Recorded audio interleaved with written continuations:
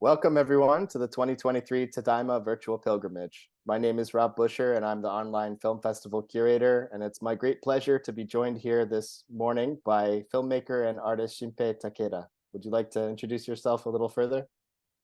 Yes, my name is Shinpei Takeda, and I'm consider myself a 1.5 Japanese American Mexican. Now that I'm kind of a little bit lost with it because I've been going around everywhere, but I'm here and always involved in these issues, and I'm excited to join the conversation. Well, thank you for joining us, and we're also excited to be presenting your documentary feature, Hiroshima Nagasaki Download, as part of the film festival. So I'm sure we'll talk about that in a little bit, but I'd love to hear a little bit more, and I'm sure our audience would as well. What brought you to live abroad and work abroad? And I understand having grown up in Japan, but then living in Mexico, and then more recently in Germany, it must be quite an incredible experience between these cultures and the opportunities to do the work that you do there. Yes, well, my 40 some years of my life, I've almost each 10 years or so, I've lived in four different countries, Japan, Germany, and Mexico and US. So almost now equally, they're all equally a big part of my identity. So I'm that I got there because just starting from an earlier age, my parents are working in Germany, and I came back as a kikoku shijo, and had a different kind of experience in Japan, and went back to US for college, and then came to San Diego, then got a little bit bored of California, went to cross the border to Tijuana, where I find myself doing more and more artistic stuff. That was where I started also making documentaries, and then from there, recently, last 10 years, I spent another 10 years there, and last 10 years have been in mostly in Germany, and now I'm pulled back to the US. So somehow I'm going around and around and around, and I've accepted as my fate. Yeah, I mean it's fascinating, and I didn't actually realize that you had lived in Germany before your adulthood. So do you speak German fluently then? By now, yeah, by now I've done a couple of different projects, and now I speak I can say that English, Spanish, German, and Japanese I'm fairly okay, and I can go back and forth between them. Yeah, that's incredible. Maybe we can start by talking a little more about the work that brought you to Mexico, and talking a bit about your work in that time period. I believe that's also when you produced Hiroshima Nagasaki Download. But what inspired the initial move, and how did you sort of find it different from, I guess, living in San Diego?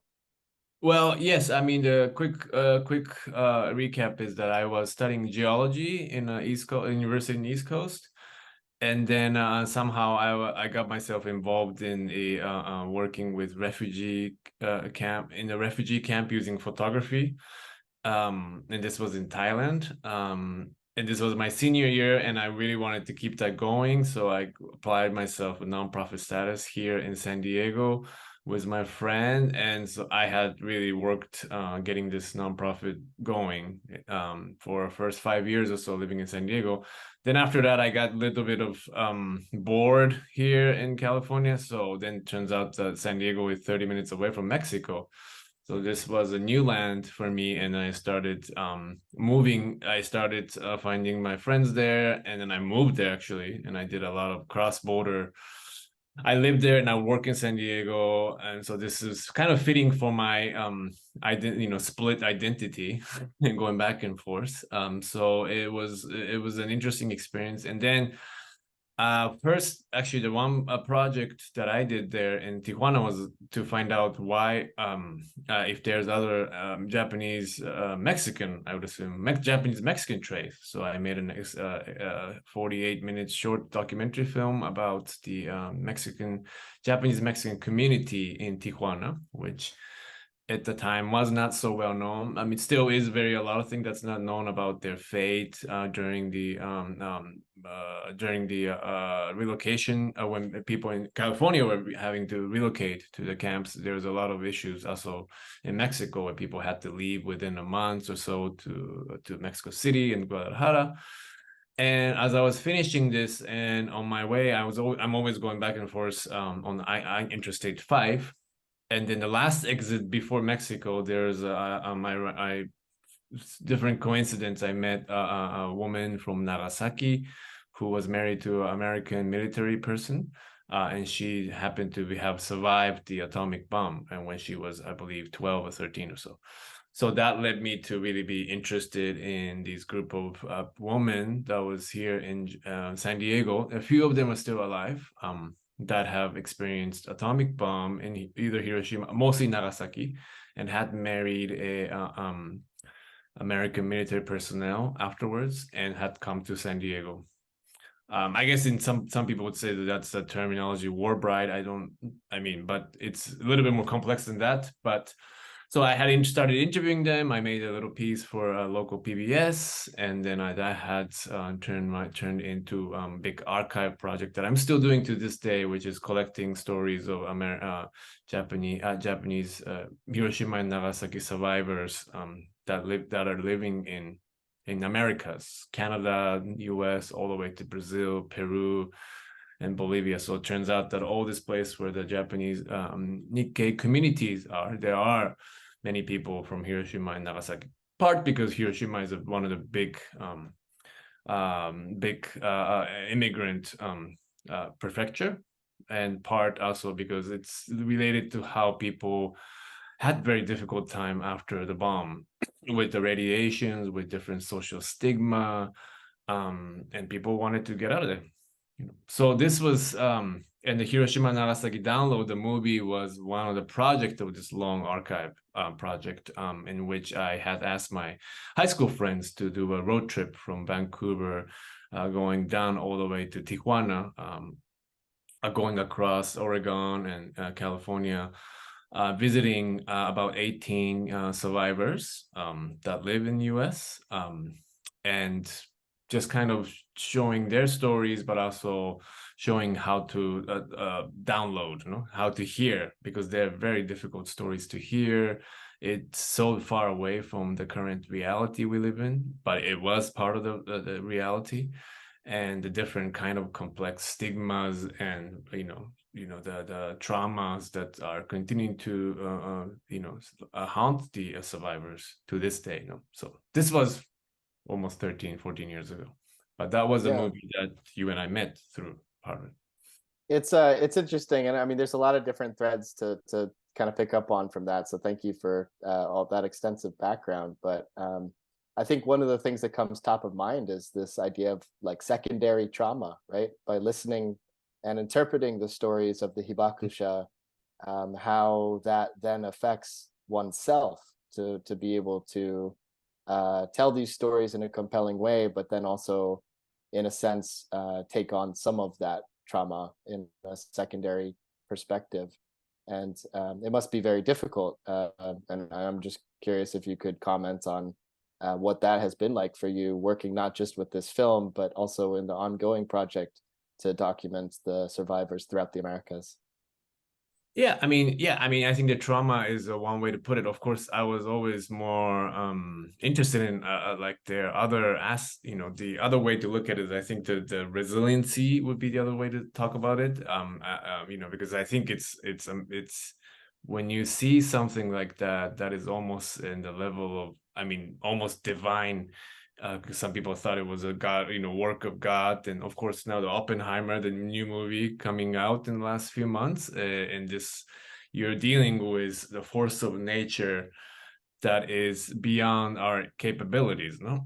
So, Mhm. so that in a way, it's a very, very historical moment in one way, and then it's also from the ground zero level, it's a very horrible, hyper violent thing, no? and for me to be able to meet the actual witness and to hear about it, of course, I mean, it is intense and it is trauma, and I think and in some ways secondary trauma, but in some ways I was always kind of honored, and then I was always trying to kind of be intrigued. It's like, how could one survive through this and live with these very intense memories that we only see in animes and so on, these kind of disfigured bodies and so on. I mean, these are far from our contemporary life imagery. Even the movies can't express this. No, so I was always trying to have this intrigue, and trying to have this kind of a level of sanity, because I'm trying to just accept that it's difficult even to this day to think about it, and then also know that another 20,000 weapons are still around and they're on trigger alert, and then with new war coming up and people are just talking about this very easily. So all that is very I think it's a kind of a messed up thing. So I'm just trying to talk about this as much as I can, and really this dealing with this story has become like a source of like an energy for me to start producing and creating more stuff. So after that movie, it was not enough for me to digest this intense, almost radioactivity level of a chain reaction inside myself. So I made books. I made wrote several books called Alpha Decay. I wrote and I made several series of exhibition called Alpha Decay, Beta Decay, and then led to Antimonument. So it was an important beginning for me to be able to encounter this part of history. Yeah, I mean, it is such an incredible responsibility, and I think you carry it very well in the work that you've done to be able to tell these stories and give platform to the voices of the Hibakusha. There were a few moments that really sort of stood out to me from the Hiroshima Nagasaki download. Mm. One of them being, I forget the gentleman's name, but he talks about sort of the anger that he felt initially about it and coming to the US.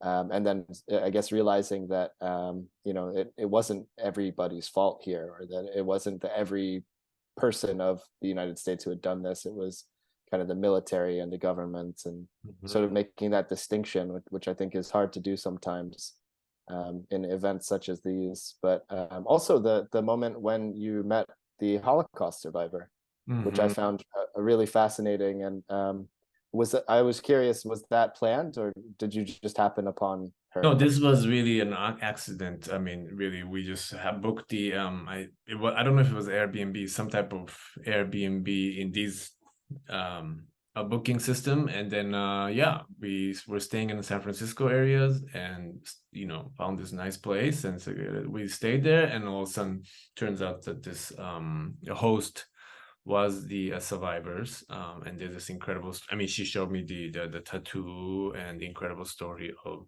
how she lost the sense of a smell when she was, because she had worked close to uh, the basically areas where they're burning bodies, corpses, and then and when she came back, and only when she opened the door of Auschwitz, she was able to return the sense of smell. And it was just really intense, incredible stories of how one navigates. I mean, that's a similarity there, of course, the how we deal with trauma and how one navigates these complex terrain. I think it's a field of memory. Yeah, and I guess that's interesting too, because I think allows me and probably other viewers of your work to appreciate the nuance within some of the emergent technologies that you've been using Mm. more recently in sort of anti-monuments. But I think we talked some years ago when you were doing something at the ground zero for Mhm. Nagasaki, and I'm wondering if you could elaborate a little bit on that. So some of these project led to many different directions. And the one of the recent project was in a Ground Zero park in Nagasaki. So since I've been involved there for a little while, I knew some people, although it still took me good 3 years to get a permission. because nobody had done any kind of artistic interventions there. And I was able to get about a month in 2020, which was a 75-year anniversary. Months prior to August 9th, I was able to basically get a permit to write the sound vibration of the interviews. Basically, it goes like this, which is a motif that I've been using to try to show this intensity of the memory. So I would hand paint them with a rice-based pink paint, and fill up the whole ground zero park, which is like almost the soccer ball foot field, half, maybe 3/4. And I spent good 10 days just filling it up, and it was about every a foot or so, and these lines, and then one could use basically they become a QR code, and you can download the app, and you could actually point to that, and you see a graphic, and then you can actually hear that voice patterns. You can hear the people from the Americas that was in Nagasaki talking about some of these stories. But then it was already 2 minutes. It was very excerpt, because I knew that would be the right experience there. So one can be actually sitting standing and walking in the ground zero. And obviously many people don't know this, but there are still many corpses down there because they have never been digged, and because almost the entire community there has vanished, so no family came back to reclaim the remains. And then afterward the Americans occupation army came and they bulldozed over, and then the city came and bulldozed over with more soil, so it's a little elevated. And so when you walk on it, you don't know these layers of history under one's feet. And by using augmented reality technology, it was a interesting way to kind of make visible these invisible, forgotten stories. I mean, it's really poetic to think about, in general, history oftentimes doesn't have these physical monuments or markers to it.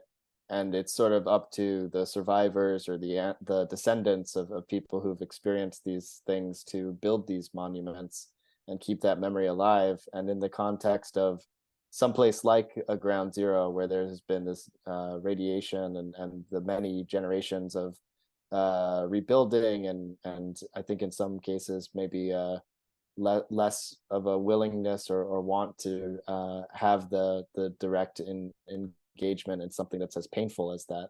And certainly something that we see in some segments of the Japanese American community with regards to kind of the memorialization of the wartime incarceration. There's this sort of element, I think, within the community where it's so painful that we don't want to talk about it at times, and particularly among some of our elder generations, they don't understand why younger people would want to go to, for example, a former incarceration campsite. But there's this sort of distinct power of place that I certainly feel going to places like that, and have felt going to the Genbaku Koen, the Peace Park in Hiroshima. I've not been to Nagasaki, but I imagine that the feeling is very similar. And I can't imagine the power that it must bring, again, to an already powerful place, to have the voices or the stories of these hibakusha through the augmented reality installation as you were describing. And just curious, how was that received by local audiences? How long was it there for, and how can people still access this in some format digitally? Yeah, and it's still on the website, on my website, and there's an actual AR function still there, and you can get an app and so on. So you can get a little snippets of stories. The reaction was overall positive, I think, which I'm critical that it was too positive, because I knew some people were not happy, because of course some people it was a sacred ground. I mean, it is a graveyard of thousands of people. So it's this what I was. So I'm critical that there was no critique, or at least that I heard.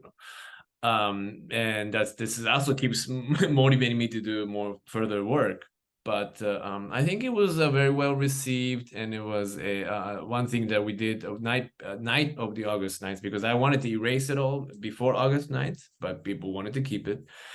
And on the evening of August 9th, we made a performance with I brought this improvisational jazz drummer in the middle of the ground, and there was these professional basically they call it kataribe, professional storytellers who are not the survivors themselves, but they have been trained quite well to read these stories.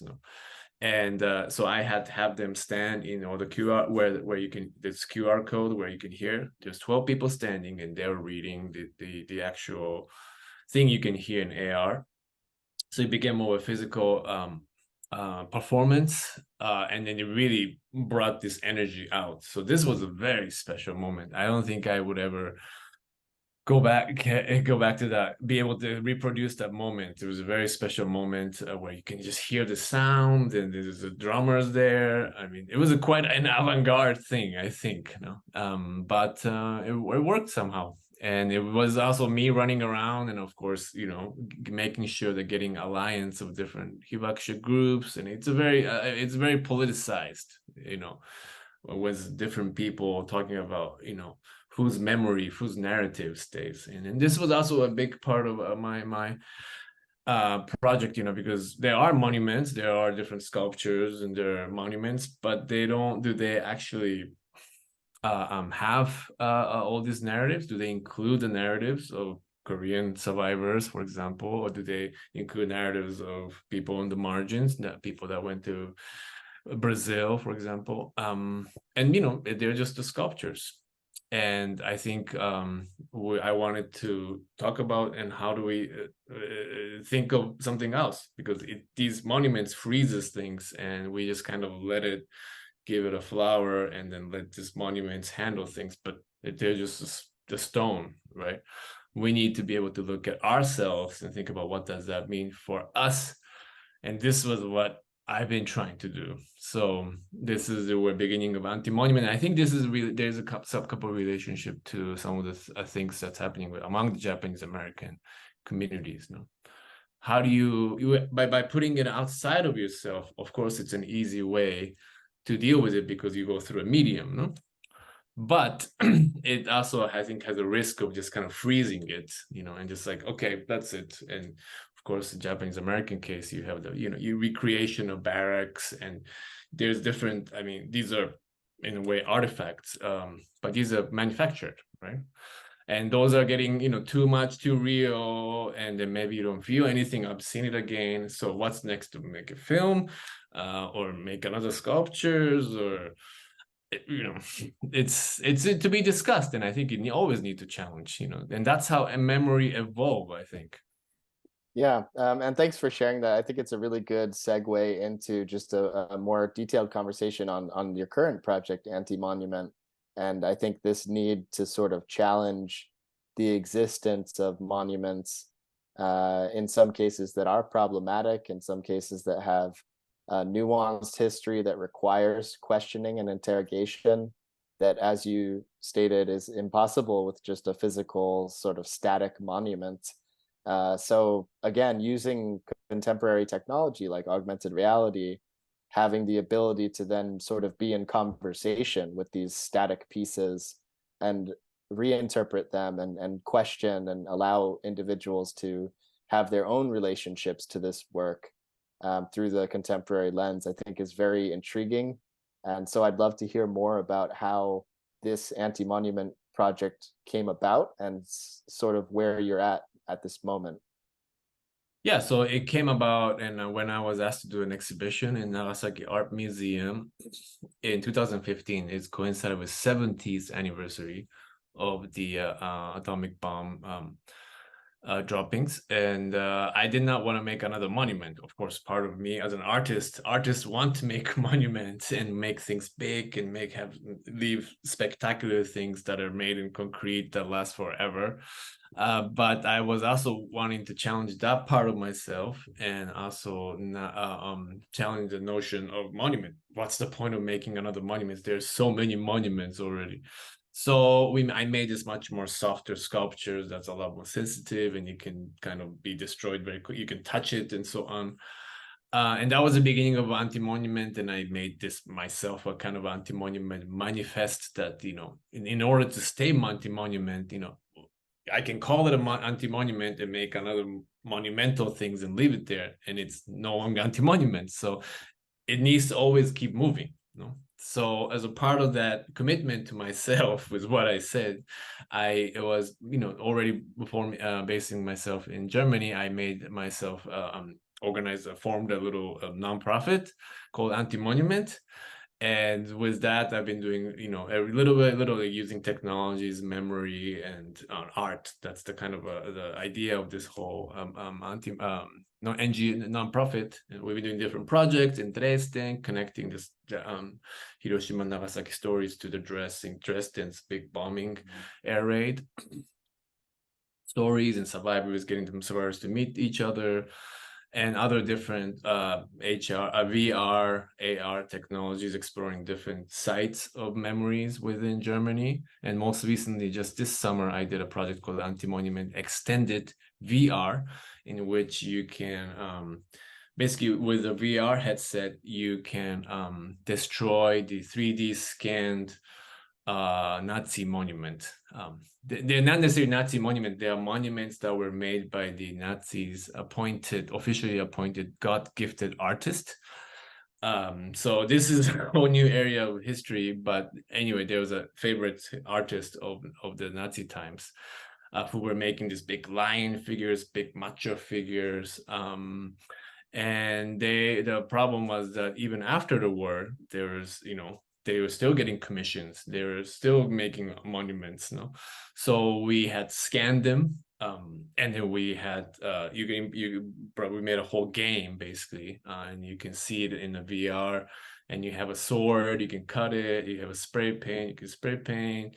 You can put, different like flowers if you like, of course, or you can put money. There's different kind of humorous things, and then you can take photo of it and you print it out and you sign it. And all that VR workshop, we had it under the tent, and we had it right in front of these sculptures. So we did this series of happenings around three different sculptures in Düsseldorf, Germany.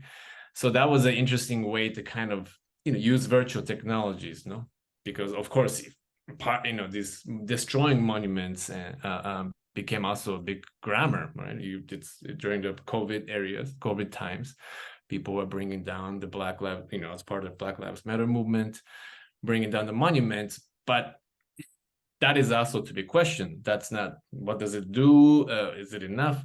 Part of me wants to do that, but I can't get arrested. So, doing it virtually is an interesting way, so. Yeah, and I think that's what really caught my attention with the Antimonument project, that the ability to essentially destroy some of these problematic monuments. Living in the city of Philadelphia, we certainly had some major civil unrest during the George Floyd uprising. Sure. And a lot of the problematic statues were taken down. Some of them have been removed by the city of Philadelphia as a sort of precursor to what they figured would happen. But it's an ongoing conversation, and as I'm sure you're aware, with the many places that have Confederate memorials, many places that have other, in name only memorials to problematic individuals who were white supremacists. President Woodrow Wilson has a rest area stop on I-95 on the Jersey Turnpike, and if you read his history, then you can see plenty of issues with why we would continue to memorialize someone like that in that capacity. But I guess from the German perspective, what was the sort of reaction that you received from local audiences to Antimonument Extended? I mean, I think the German, in general, I think the German there's a word called erinnerung kultur. So there's a memory culture, which I think is a very interesting, unique thing about Germany. It's a huge field of culture, to talk about memory. So a lot of this artistic intervention about memory, I think, is quite accepted. If I were to do the same thing in Nagasaki today, I think it'd be a little bit too radical still, but I mean, to be open to different kind of artistic interpretation, dealing with memory and history, I think is very well accepted in Germany. So I mean, I had a fairly positive reactions, and also my pitch was that, because I'm an immigrant there, that immigrant, and I worked with other immigrant artists to do this. So, how does immigrants who doesn't have grandparents who was part of the Nazi, and we deal with this type of sculptures, because Germany is also a little bit like California, like 30 years ago. It's increasingly diversifying. There's a lot of friction coming up. And one of the big part of it, I think, is that Germany history is very intense as well, and many people's grandparents, my generation, grandparents, great grandparents were involved in the whole national war. The whole country was involved, and that this has to, if you stay there long enough, it has still to this day a lot of impact, because the grandpa was in the war and he came back and he was drunk because he was so intense, and so on, and the daughter never got a hug from him, and and then the son came. It's this very intergenerational trauma. You really sense this. So I mean, the foreigners, we are in some ways outsiders. I don't have a grandparents that was in Nazi war, and it gives me a different kind of flexibility, and freedom to deal with it. And I think it's okay. I mean, humor is tricky, of course, but you need to have different kind of interventions. And I don't think anything is correct, but you need to do more of that. That's how memory gets activated. And most people didn't know about it, first of all. So Yeah.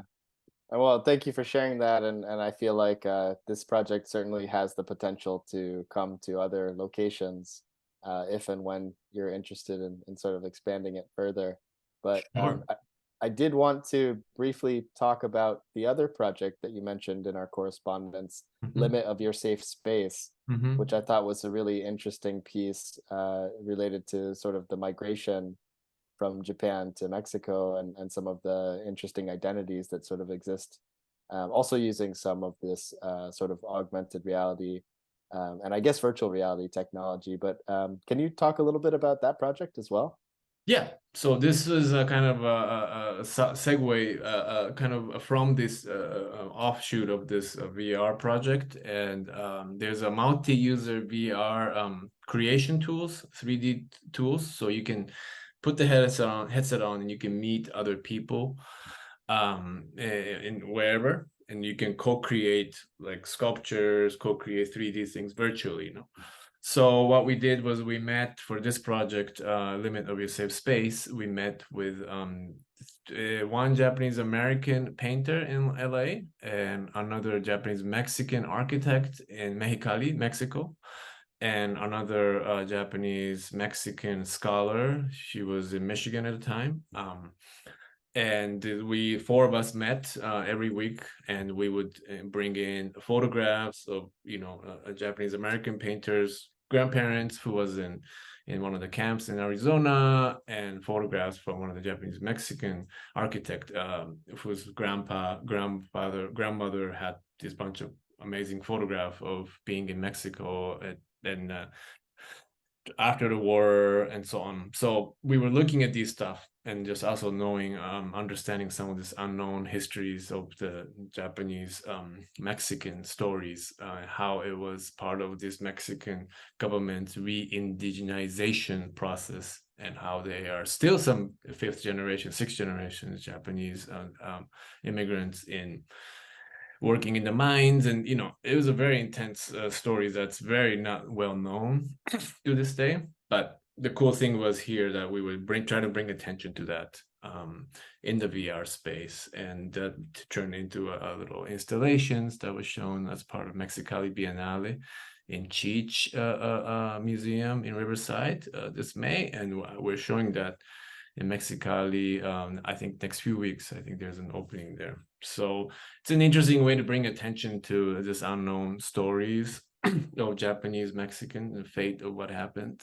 The apology in terms of talking about reparation, it still is still far from being reached, and it's still an upcoming thing. I mean, Mexico, when you're talking about racial issues within Mexico, that is very much, it's also complex issues. So, and Well, I think it's what's related to this kind of victim side, so-called victim side, work with Antimonument, because victim side, we also make, we as in victims, that itself is already always to be questioned, but there is a monument and it's almost sacred. It's very difficult to touch it and question. But within the victim stories, there's different narratives, and there's tricky, there's marginalized narratives that's not in these, for example, a Japanese American National Museum in LA, for example. Not to say what they're doing is right or wrong, but there is different monuments, and there's center and there's always margin to the history stories, and we need to find ways to also this generation, I think, is free enough to be able to challenge it, because it's not working, it's not interesting anymore. So it doesn't really, we don't relate to it in contemporary senses.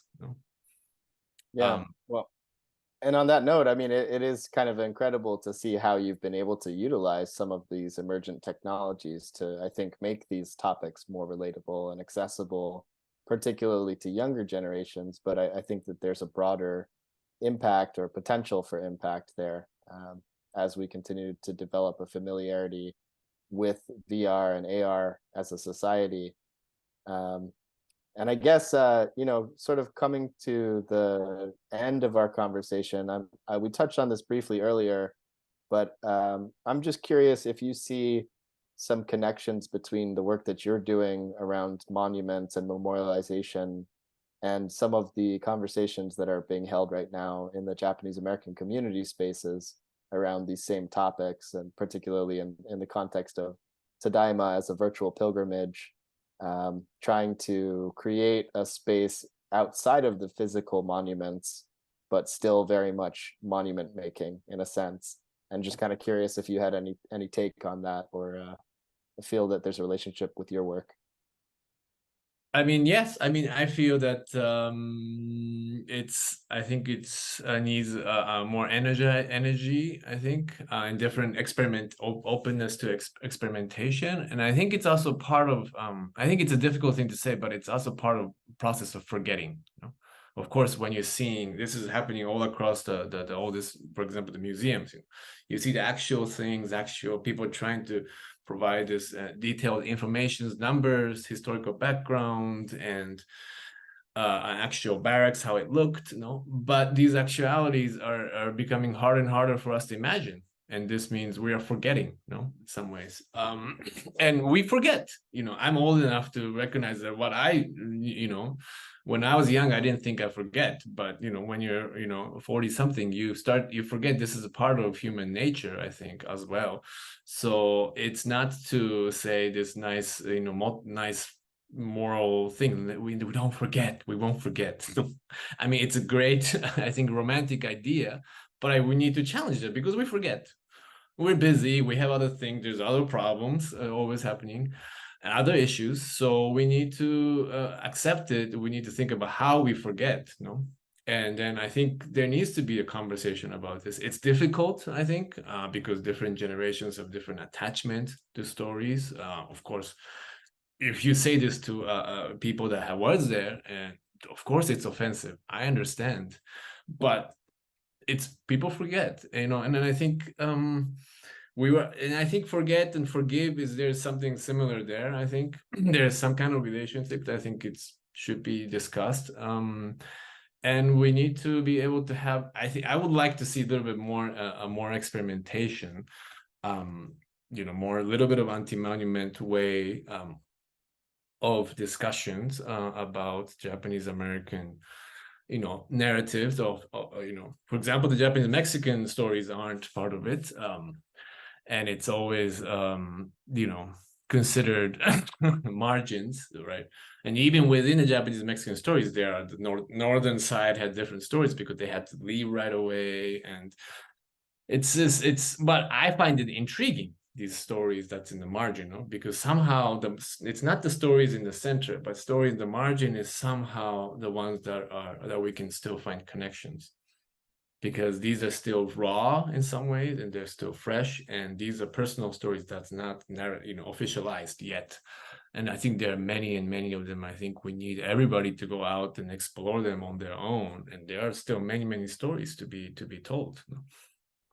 Yeah, absolutely. If there's anything in the community spaces, it's a multitude of narratives, and certainly hoping to tell as many of them as we can. And thank you for your work in doing that in the different spaces that you're a part of. Before we close out our session today, are there ways that our audience can sort of follow your work and engage further with you?